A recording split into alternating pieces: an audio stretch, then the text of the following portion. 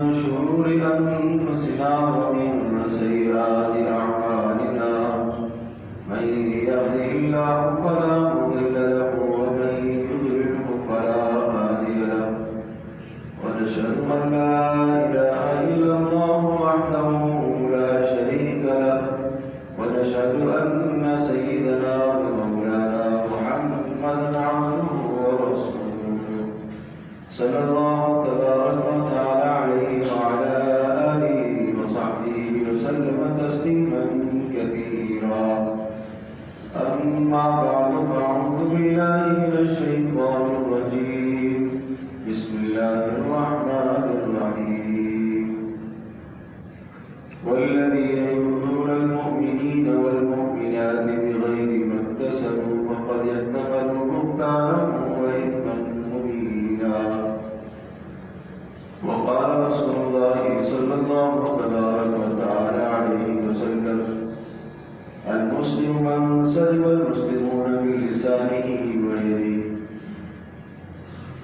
والمؤمن من أمنه الناس على أموالهم ودمائهم والمهاجر من هجر السلوك أو كما قال عليه الصلاة والسلام.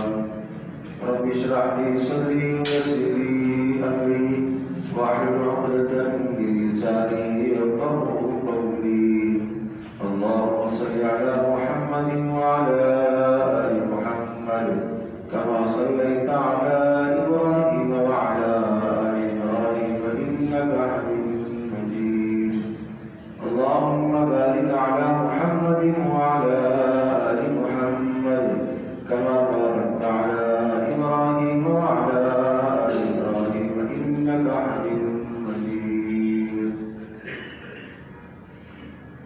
گرامی قدر حاضرین و سامعین، رسول اکرم صلی اللہ علیہ وسلم جو مبارک دین لے کر آئے ہیں، یہ مبارک اور افضل اور اعلیٰ دین صرف عبادات تک محدود نہیں ہے، بلکہ اس میں مکمل زندگی گزارنے کے اصول اور ضابطے دیے گئے. ایسا نہیں ہے کہ صرف اور صرف یہ دین مسجد تک، عبادت خانوں تک، نماز اور روزے اور حج اور زکوٰۃ اور قربانی تک محدود ہو، بلکہ رسول اکرم صلی اللہ علیہ وسلم نے اس مبارک دین میں زندگی کے تمام شعبوں سے متعلق بہترین ہدایات اور بہترین رہنمائی عطا فرمائی.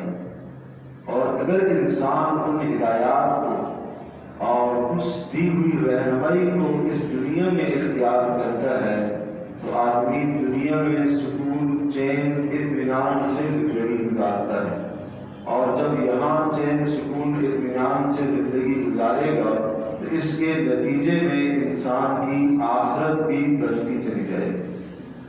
حضرت صلی اللہ علیہ وسلم نے آج خود اس کا اس قدر انتظام اور اہتمام فرمایا. پیارے پیغمبر صلی اللہ علیہ وسلم نے اسلامی معاشرے کو باہمی مربوط کیا، آپ نے جوڑ کر رکھا اور باہمی ارتباط کی اور باہمی جڑنے کی جو بنیاد ہے اس کو آپ نے اسلام قرار دیا. اسلام کی بنیاد پر، دین کی بنیاد پر مسلمان آپس میں بھائی بھائی ہیں، ایک معاشرہ آپس میں بھائی بھائی ہے. اسلام کی بنیاد پر، دین کی بنیاد پر جب ایک معاشرہ، ایک سوسائٹی، ایک علاقہ، ایک ملک، پوری دنیا کے مسلمان آپس میں بھائی بھائی ہیں تو رسول اکرم صلی اللہ علیہ وسلم کا ارشاد پاک سنیے.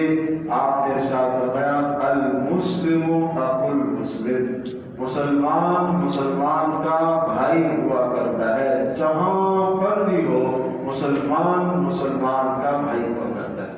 کیا معنی؟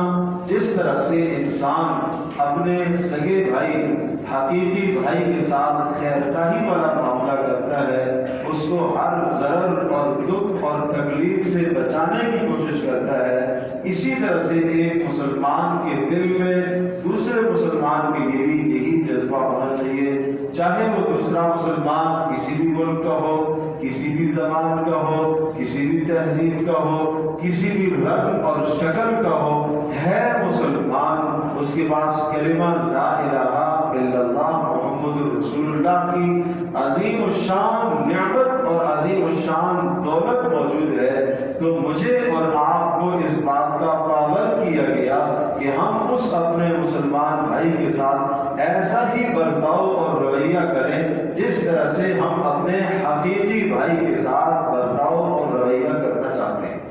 اور صرف یہاں تک بھی بس نہیں ہے، بلکہ پیارے پیغمبر صلی اللہ علیہ وسلم نے تو یہ بھی ہدایت ہمیں دی ہے کہ آپ اپنے مسلمان بھائی کے لیے بھی ایسا رویہ اختیار کریں، وہ سوچ اختیار کریں جو آپ اپنی ذات کے لیے اختیار کرتے ہیں۔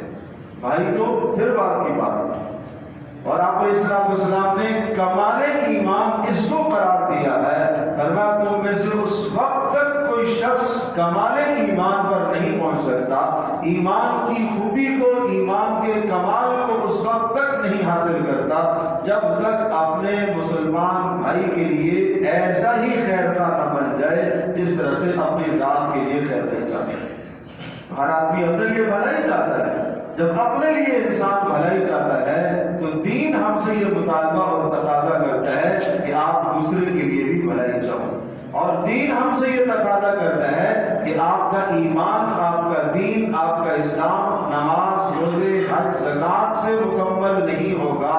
آپ کے دین کے تکمیل کے لیے یہ ضروری ہے کہ آپ اپنے مسلمان بھائی کے ساتھ اچھا رویہ رکھیں۔ اس لیے آپ نے ارشاد فرمایا المسلم اخو المسلم، مسلمان تو مسلمان کا بھائی ہوا کرتا ہے، لا یظلمہ، مسلمان مسلمان پر زیادتی نہیں کیا کرتا، ولا یحقرہ، مسلمان مسلمان کو حقیر بھی نہیں جانا کرتا، ولا یخذلہ، اور مسلمان مسلمان کو رسوا بھی نہیں ہونے دیا کرتا، اور پھر فرمایا ایک روایت میں ولا یسلمہ، مسلمان مسلمان کو بے یار و مددگار بھی نہیں چھوڑا کرتا۔ آن صلی اللہ علیہ وسلم یہ معاشرہ لے کر آئے، یہ خوبصورت معاشرہ پیارے پیغمبر صلی اللہ علیہ وسلم نے عطا فرمایا کہ جس سے ایک مسلمان دوسرے مسلمان کے شر سے محفوظ ہو سکے، دوسرے کی ایذاؤں سے، شرارتوں سے محفوظ ہو سکے۔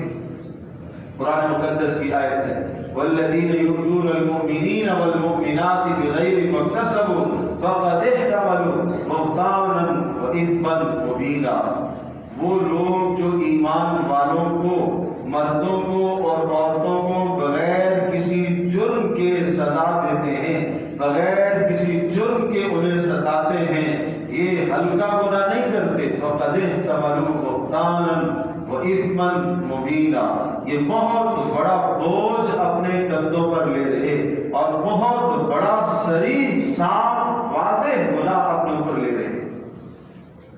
حضرت رضی اللہ تعالیٰ عنہ نے اس آیت کو جب ایک مرتبہ پڑھا بہت ڈر گئے کہ ہم تو مسلمانوں کو، حضرت رضی اللہ تعالیٰ عنہ خلیفۃ المسلمین، امیر المومنین ہے، عدالت ہے، قضا ہے، اور عدالت اور قضا میں ایسے فیصلے ہوتے ہیں کہ مجرم کو سزا دی جاتی ہے۔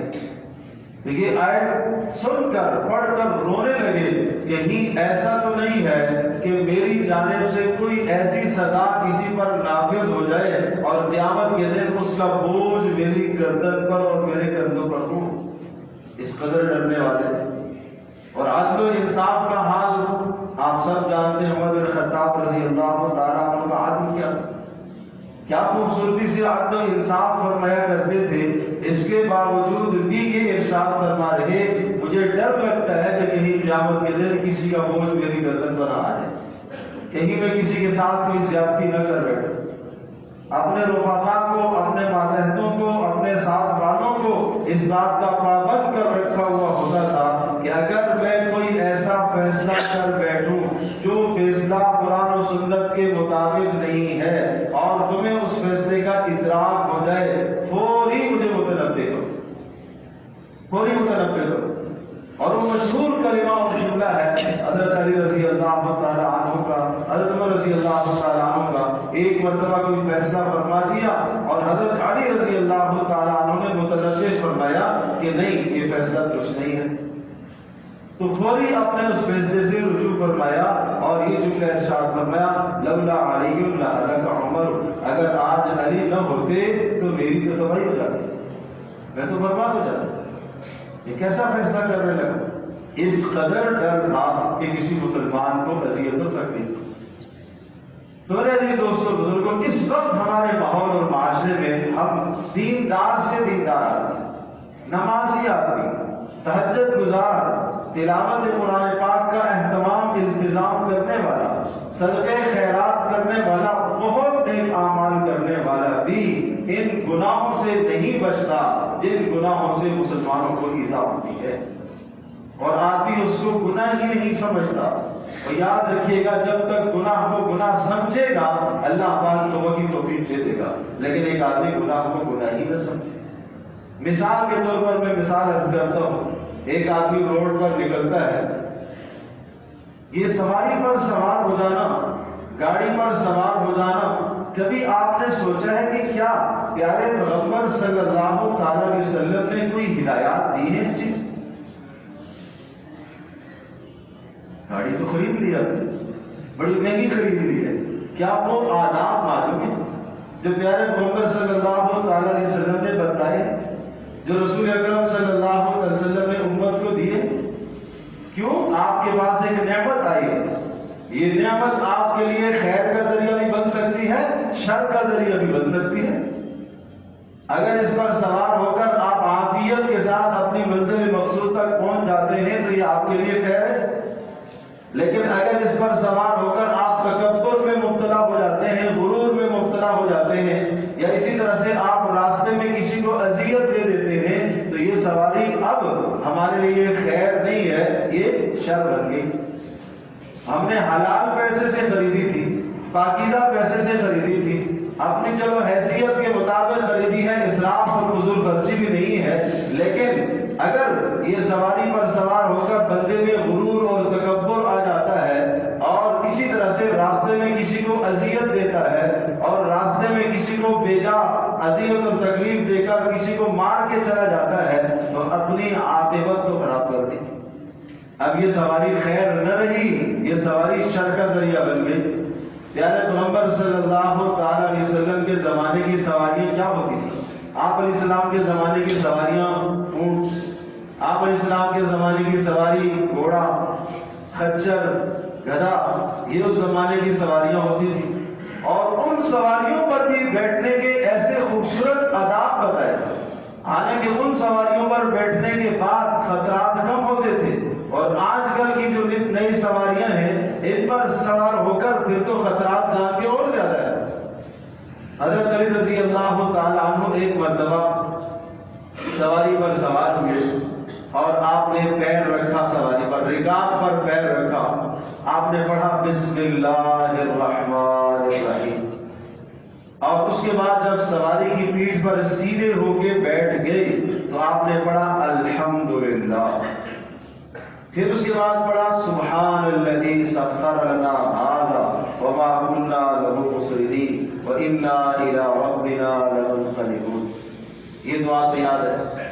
پھر اس کے بعد 3 بار کہا الحمدللہ الحمدللہ الحمدللہ، پھر 3 بار کہا اللہ اکبر اللہ اکبر اللہ اکبر، پھر یہ جملہ ارشاد فرمایا ربی انی ظلمت نفسی فاغفر لی فانہ لا یغفر الذنوب الا انت، اے میرے پروردگار انی ظلمت نفسی، میں نے اپنی جان پر ظلم کر لیا ہے، فاغفر لی، میرے گناہوں کو معاف فرما، فانہ لا یغفر الذنوب الا انت، آپ کے سوا کوئی اور گناہوں کو معاف نہیں کر سکتا۔ یہ پڑھا اور پھر آسمان کی طرف نگاہ کی اور ہلکا سا مسکرائے۔ پوچھنے والے نے پوچھا لما ضحکتا، آپ کیوں مسکرائے، کیوں آپ نے ایسا کیا؟ تو حضرت علی رضی اللہ تعالی عنہ ارشاد فرما رہے ہیں صنعت کما صنع رسول اللہ صلی اللہ علیہ وسلم، میں نے وہی عمل کیا جس طرح سے رسول پاک صلی اللہ علیہ وسلم نے عمل کیا تھا۔ آپ علیہ السلام اسی طرح سے سوار ہوئے اور آپ علیہ السلام اسی طرح سے مسکرائے، اور پھر میں نے پوچھا کہ آپ کیوں مسکرائے؟ تو رسول اکرم صلی اللہ علیہ وسلم نے ارشاد فرمایا، جب بندہ یہ کلمہ کہتا ہے کہ ربی انی ظلمت نفسی، اے میرے پروردگار میں نے اپنے اوپر ظلم کیا ہے اور تو میرے گناہوں کو معاف فرما اور تیرے سوا کوئی معاف کرنے والا نہیں ہے، تو اللہ تبارک تعالیٰ ملائکہ پر فخر فرماتا ہے، دیکھ کر دیکھو میرے بندے کو یہ پتہ ہے کہ اس کا کوئی رب ہے جو اس کے گناہ معاف کرے گا، اس رب کے سوا کوئی گناہ معاف کرنے والا نہیں ہے، اسی لیے تو اس نے یہ جملہ کہا۔ اللہ خوش ہوتا ہے تو میں بھی اس لیے خوش ہوا۔ پیارے محمد صلی اللہ علیہ وسلم نے یہ بتایا، اور حضرت علی رضی اللہ تعالیٰ عنہ نے بھی ایسا ہی کیا۔ انہوں نے فرمایا کہ میں نے اس لیے کیا کہ رسول اکرم صلی اللہ علیہ وسلم نے ایسا کیا۔ کس کو پتہ ہے؟ جب یہ آداب نہیں ہوتے تو پھر وہی سواری شر کا ذریعہ بنتی ہے، وہی سواری شر کا ذریعہ بن جاتی ہے۔ اپنی جان لیوا، دوسرے کی بھی جان لیوا، اپنی جان کا بھی نقصان، دوسرے کی جان کا بھی نقصان، کتنا بڑا ظلم ہے۔ رسول اکرم صلی اللہ علیہ وسلم کا فرمان ہے، المسلم من سلم المسلمون من لسانہ و یدہ۔ پوچھا کہ اللہ کے رسول، اسلام کس کا مکمل ہوگا؟ کمال اسلام کس چیز کا نام ہے؟ تو آپ نے فرمایا کمال اسلام یہ ہے کہ آدمی کی زبان سے اور ہاتھ سے دوسرے مسلمان محفوظ ہو جائیں، یہ کمال اسلام ہے۔ اللہ کے رسول، کمال ایمان کس چیز کا نام ہے؟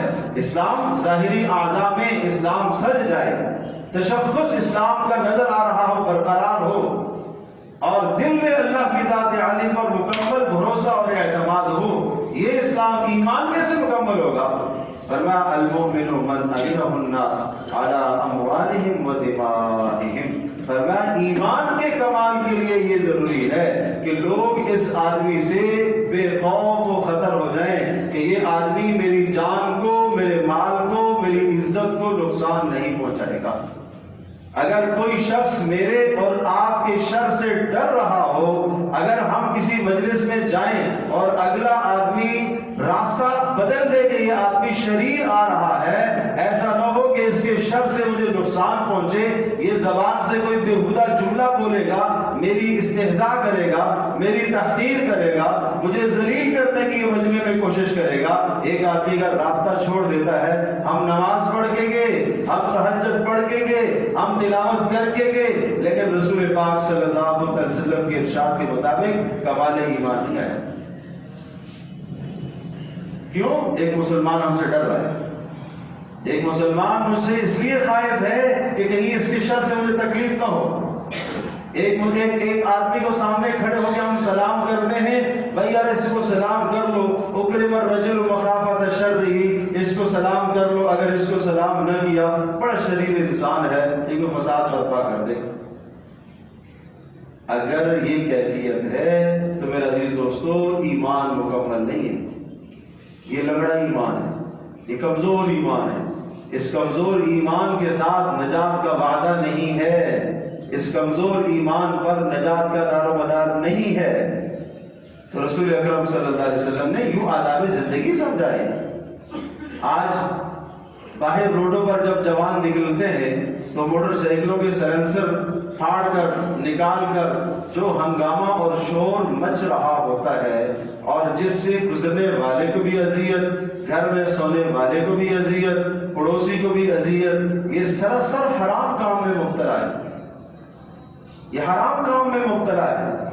وہ یہ سمجھ رہا ہے کہ میں وہ اپنی رونق کو بحال کرنے کے لیے، اپنی دھاک بیٹھانے کے لیے، اپنا روب جمانے کے لیے، اور اپنی جو ہے وہ برائی دوسروں پر ظاہر کرنے کے لیے ایسا عمل کرتا ہے۔ اگر کوئی اسے بول دے، کوئی سمجھا دے تو لڑائی پر آتا ہے۔ یہ کیا ہے؟ یہ ایذائے مسلم۔ اسی طرح سے اپنے ذاتی مفاد کے لیے روڈ کو بلا کر لینا، اپنے ذاتی مفاد کے لیے یا کسی بھی مفاد کے لیے امت مسلمہ کو نقصان پہنچانا، اس وقت جو ہو رہا ہے 4 دن سے 5 دن سے، کوئی شک نہیں وہ ظلم ہے، وہ زیادتی ہے، وہ نہیں ہونی چاہیے، لیکن اس کے بدلے میں امت مسلمہ کو پریشان کرنا رسول اکرم صلی اللہ علیہ وسلم کی ہدایت نہیں ہے۔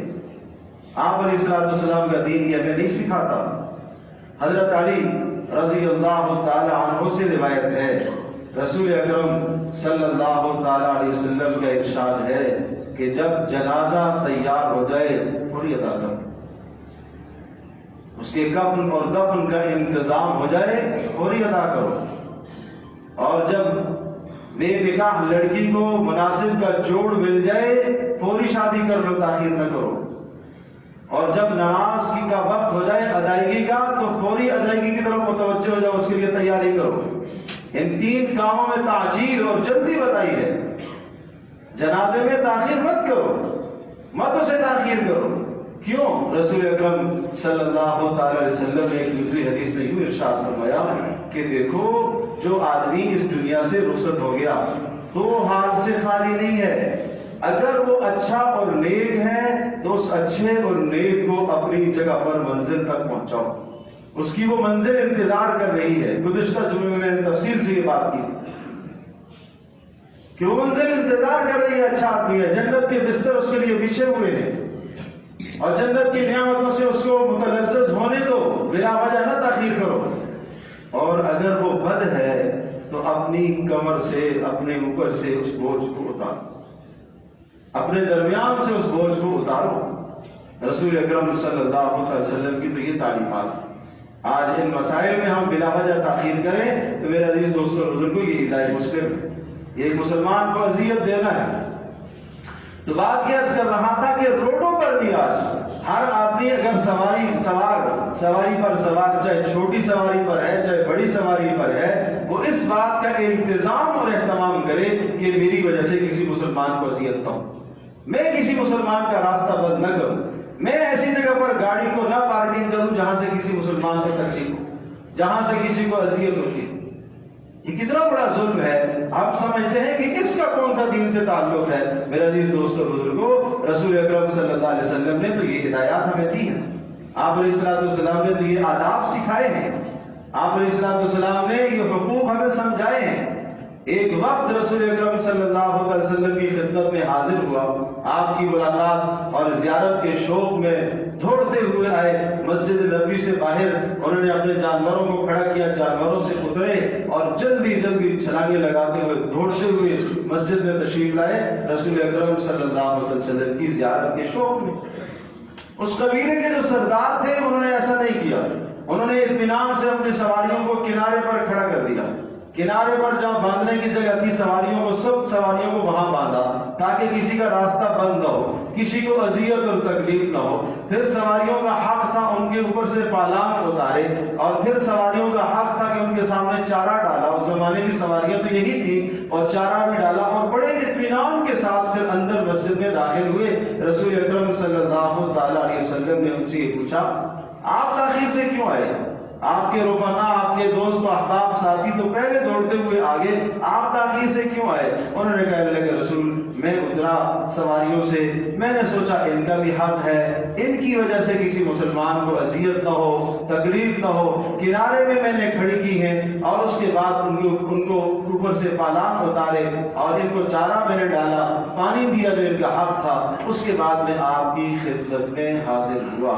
آپ نے ارشاد فرمایا، یہ تحمل، یہ بردباری، یہ اللہ کی دی ہوئی صفت ہے۔ یہ تحمل اور یہ بردباری، آہستہ حوصلے سے کام کرنا، جلد بازی نہیں، جلد بازی نہیں، فرمایا یہ اللہ کی طرف سے عطا کرتا صفت ہے۔ والعجلۃ من الشیطان، اور یہ جلد بازی شیطان کی طرف سے، یہ جلد بازی شیطان کی طرف سے ہے۔ تو روڈ پر جلد بازی کرے، دوسرے کی جان بھی جائے، اپنی بھی جان جائے، کیوں ایسے جلد بازی کرے؟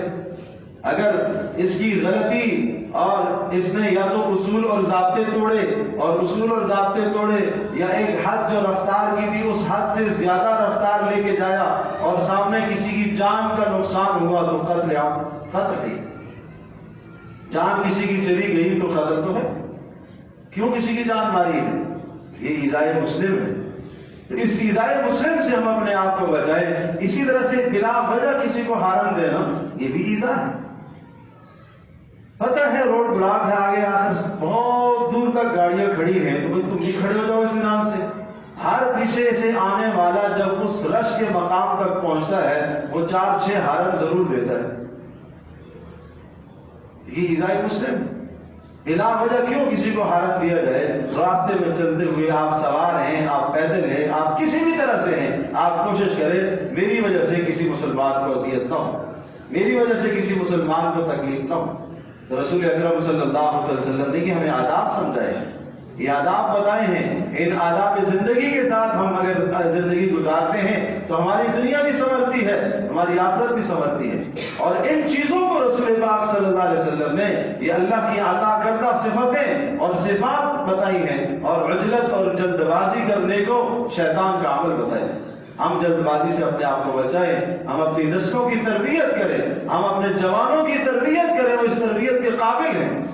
جہاں ہم اپنی اولادوں کو نماز کی تلقین کرتے ہیں، ہم اپنی نمازوں کو دیگر اخلاق، اولادوں کو دیگر اخلاق سکھاتے ہیں اور ضروری سمجھتے ہیں، وہاں ان کو یہ آداب بھی سکھائے جائے، روڈ پر نکلنے کے آداب سکھائے جائیں، سواری پر بیٹھنے کے آداب سکھائے جائیں۔ ایک بار میں پھر وہ آداب دہراتا ہوں جو حضرت علی رضی اللہ تعالیٰ عنہ کی روایت ہے، اور سب کے سب دوستوں سے میرا یہ میں درخواست کرتا ہوں کہ ان آداب کی پابندی کریں، صرف اور صرف سبحان الذی سخر لنا ھذا پر اکتفا نہ کریں، اور 2-4 چیزیں بھی پڑھنے کی۔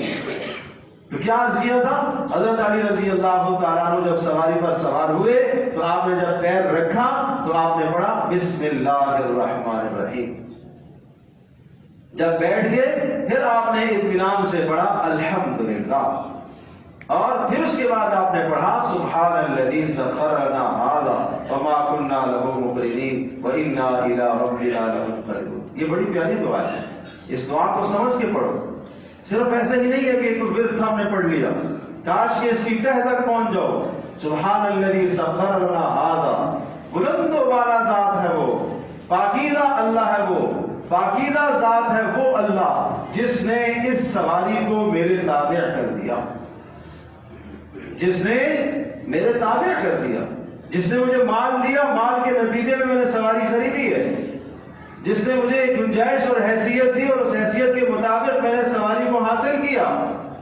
وما كنا له مقرنین، اپنی کمزوری کا اظہار، اپنے عجز کا اظہار، وما كنا له مقرنین، نہ میں اس سواری کو نہیں خرید سکتا تھا، یہ اللہ کا فضل ہے، یہ اللہ نے دلوائی ہے، یہ اللہ نے عطا کی ہے۔ جب سواری پر سوار ہوتے وقت اللہ کی نعمت سمجھتا ہے تو ایک ایک لمحہ زبان سے شکر نکلے گا، دل سے شکر نکلے گا۔ سبحان الذی سخر لنا ھذا، پاک ہے وہ اللہ جس نے اس کو مجھے عطا کیا، یہ سواری مجھے عطا فرمائی، وما كنا له مقرنین، میں اس کو حاصل کرنے والا نہیں تھا۔ اور اگلا جملہ وَإِنَّا إِلَىٰ رَبِّنَا لَمُنْقَلِبُونَ، سبحان اللہ، کیا خوبصورت ہدایات ہے رسول پاک صلی اللہ علیہ وسلم کی۔ اس کا معنی بے شک ہم سب کے سب اپنے پروردگار کی طرف لوٹ کر جائیں گے۔ یہ کیا تاثر ہے؟ یہ آخرت کا عقیدہ ہے کہ آپ سواری پر سوار ہوئے، آپ 1 گھنٹے کے لیے گئے، آپ 4 گھنٹے کے لیے، 4 دن کے لیے آپ نے سفر کیا، اور سفر کے بعد آپ واپس لوٹ کر گھر آؤ گے۔ یہ واپسی کا لوٹنا تمہیں آخرت میں لوٹنا یاد دلائے، تمہیں یہ یاد آنا چاہیے کہ ایک دن مجھے اللہ کے پاس لوٹ کر جانا ہے، تمہیں یہ خیال ہونا چاہیے کہ مجھے اللہ کے سامنے ایک دن پیش ہونا ہے۔ آج میں گھر سے نکلا اور سودا لینے کے لیے، اپنی ضرورت کے لیے نکلا اور شام کو واپس آیا، جس طرح سے ایک دن اسی طرح سے مجھے اللہ کے پاس نہیں جانا ہے۔ اور جب آج بازار سے واپس آیا تو میں جو اشیاء لے کر آیا مجھے گھر میں بتانا ہے کہ یہ لے کے آیا، یہ نہیں لے کے آیا، گھر میں انتظار ہے، بالکل وہاں پر بھی میرا انتظار ہے، وہاں پر میرے اعمال کا محاسبہ ہوگا۔ گھر میں پیسے کا محاسبہ ہے، وہاں میرا محاسبہ ہوگا، اعمال کا محاسبہ ہے۔ تو یوں پڑھا کرتے تھے سبحان الذی سخر لنا ھذا وما كنا له مقرنین وانا الی ربنا لمنقلبون۔ اس کے بعد پھر 3 مرتبہ پڑھتے تھے الحمدللہ، الحمدللہ، الحمدللہ، پھر 3 بار پڑھتے تھے اللہ اکبر، اللہ اکبر، اللہ اکبر۔ یہ کس کو نہیں آتی ہے؟ یہ کلمات تو سب کو یاد ہے، پڑھنے کی ضرورت ہے، ہمت کرو تھوڑا سا، سواری پر بیٹھنے کے بعد تھوڑا سا سوچو مجھے سنت کے مطابق آج کے بعد سے سواری پر سوار ہونا ہے، چاہے ذاتی سواری ہے یا کرائے کی سواری ہے، عمل تو یہی ہے، کرائے کی سواری ہے، جب بھی اللہ پاک نے حیثیت استطاعت دی ہے تو جبھی تو آپ نے کرائے پر لی ہے، اس لیے دعاؤں کا اہتمام کرو۔ اور اس کے بعد پڑھتے تھے ربی انی ظلمت نفسی فإنہ لا یغفر الذنوب الا انت، ربی انی ظلمت نفسی فإنہ لا یغفر الذنوب الا انت، اے میرے رب میں نے گناہ کر کے اپنی جان پر ظلم کیا اور تیرے سوا کوئی گناہ بخشنے والا نہیں ہے، فاغفر لی، میرے گناہ بخش دے۔ کیا رسول پاک صلی اللہ علیہ وسلم کا کوئی گناہ تھا؟ کوئی گناہ نہیں تھا، نہ صغیرہ نہ کبیرہ، ہر قسم کے گناہوں سے پاکیزہ مبرہ منزہ تھے، لیکن اللہ تبارک تعالیٰ نے امت کی ہدایت اور رہنمائی کے لیے بھیجا تھا۔ اس لیے آپ علیہ السلام کے عمل سے ہمیں سبق یہ ملتا ہے کہ ہمیں استغفار کرنا چاہیے۔ تو ان آداب کی رعایت رکھ کر سواری پر سوار ہو۔ پھر سفر کی مستقل دعائیں، اتنی دعائیں آپ جب سفر پر نکلتے، الگ، یہ تو سواری کی دعائیں، سفر پر نکلنے کی الگ دعائیں، پھر جس منزل مقصود پر پہنچنا ہوتا تھا وہاں پہنچ کر پڑھتے تھے وہ الگ علیحدہ دعائیں، راستے میں کسی جگہ پر پڑاؤ ہوتا، رکنا ہوتا، وہاں کی الگ دعا ہے، رات کو اگر کسی جگہ پر رکتے تو رات کے وقت کی الگ دعا پڑھا کرتے تھے۔ یہ مستقل دعائیں ہیں، یہ آداب زندگی سیکھنے کی ہے، اور اس زندگی میں ہماری دنیا بھی سنورے گی، آخرت بھی سنورے گی، کوئی مشکل کام نہیں ہے۔ ایک آدمی روزانہ نکلنے سے پہلے انتظام اہتمام کرے، مجھے چند آداب سیکھنے ہیں، چند دن کرے گا، ایک دن 2 دن کرے گا، اللہ تبارک و تعالیٰ اس عمل کی توفیق دے گا۔ تو بھائی اس طرح سے اپنے مسلمان بھائیوں کو ایذاؤں سے بچاؤ، اپنی زبان سے، اپنے ہاتھ سے، اپنے کسی عمل سے، اڑوس پڑوس میں، راستے میں چلتے ہوئے، جہاں کاروباری جگہ ہے، کام کرتے وقت، کسی بھی موقع پر، کسی بھی جگہ پر اپنے مسلمان بھائی کو اذیت نہ ہو۔ ہر آدمی یہ کوشش کرے نہیں بھائی میری زبان سے، میرے عمل سے کسی کو اذیت نہ ہو۔ اسلام تو اتنا خوبصورت مذہب ہے جس میں انسان تو انسان، جانوروں کو بھی حفاظت فراہم کی گئی ہے۔ آپ نے یہاں تک فرمایا جب تم کسی جنگل میں جاؤ اپنی حاجت کو پورا کرو تو کسی چھوٹے سوراخ میں اپنی حاجت کو مت پورا کرو، ممکن ہے کسی جانور کیڑے کا وہ گھر، اس کیڑے کو بھی آپ علیہ السلام نے حفاظت فراہم کی۔ اتنا پیارا دین رسول پاک صلی اللہ علیہ وسلم، اس میں آپ کو بھی اذیت ہو سکتی ہے، ممکن ہے وہاں سے کوئی کیڑا نکلے اور آپ کو اذیت دے دے، اور یہ بھی ہے کہ بلا وجہ کسی کا گھر کیوں برباد کر رہے ہو، کسی کو کیوں تم ستا رہے ہو۔ مسجد میں آپ تشریف لائے، فرمایا مسجد میں آتے وقت یہاں جب کوئی آدمی داخل ہوئے ہو تو یہ کچی پیاز لہسن کھا کر مسجد میں مت آیا کرو۔ کیوں؟ فرمایا اس لیے کہ اس سے اذیت ہوتی ہے ملائکہ کو، جس چیز سے انسان کو اذیت ہوتی ہے اس سے ملائکہ کو بھی اذیت ہوتی ہے۔ تو پھر کیوں اس قسم کے کپڑے پہن کر آدمی آئے مسجد میں جس سے بدبو آ رہی ہو؟ پھر آدمی مسجد میں ایسی چیزیں کھا کر کیوں آئے؟ وہ تو کچی پیاز اور لہسن کوئی حرام نہیں ہے، آپ نے فرمایا ہاں اگر پکا لی جائے تو کوئی حرج نہیں، کچی میں کھا کے۔ تو یہ جو چیزیں حلال تھیں ان کے اندر ذرا سا ایسا بدبو، ایسی اس قسم کی بو آ جاتا ہے جس سے مسلمان کو اذیت ہو، تو آپ علیہ السلام نے اس سے روک دیا۔ تو بتاؤ بڑی بڑی اذیتیں دینا، جان بوجھ کر تکلیف دینا، جان بوجھ کر پڑوسی کو ستانا، جان بوجھ کر ایسے جملے کسنا، جان بوجھ کر کسی کو اذیت دینا اور اپنے آپ کو بڑا سمجھنا، اور آدمی کہتا ہے کہ اچھا اسے کرنا ہے جو کر لے، یہ کیا ہے؟ یہ تو دوسرا گناہ ہے، مسلمان کو اذیت بھی دے رہا ہے اور اسے حقیر اور چھوٹا بھی سمجھا ہے۔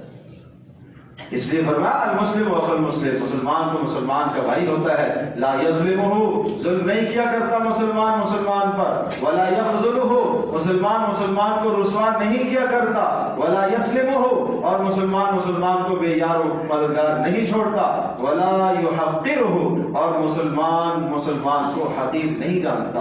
اور فرمایا بحسب امرئ من الشر ان یحقر اخاہ المسلم، آدمی کے بدترین اور برا ہونے کے لیے یہ کافی ہے کہ مسلمان کو حقیر جانے، جو مسلمان کو حقیر سمجھتا ہے برا آدمی۔